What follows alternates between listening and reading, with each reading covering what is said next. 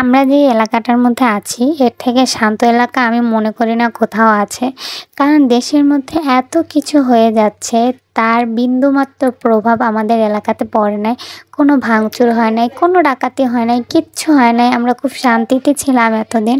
কিন্তু হঠাৎ আমাদের এলাকারই কিছু ছিচকে চোর আর কি পুলিশ যেহেতু কর্মবিরতিতে আছে, এই সুযোগটা ওরা কাজে লাগানোর চেষ্টা করছে। তো লাভ হয় নাই। এলাকায় কিছু ছেলে মেয়ে আছে যারা রাত জেগে লাঠি নিয়ে বসেছিল, পাহারা দিচ্ছিল এলাকা।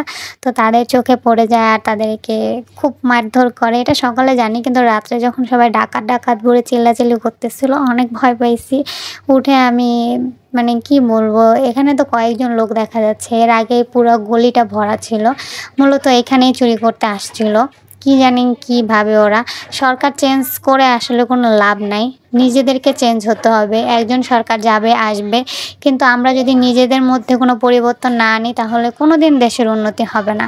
মানুষের 2-1 টাকার জিনিস চুরি করে কি লাভ হয় এদের আমি জানি না। যাই হোক, সবাই একটু সাবধানে থাকবেন। ভিডিওটা করার একটাই উদ্দেশ্য, সবাই সাবধানে থাকবেন।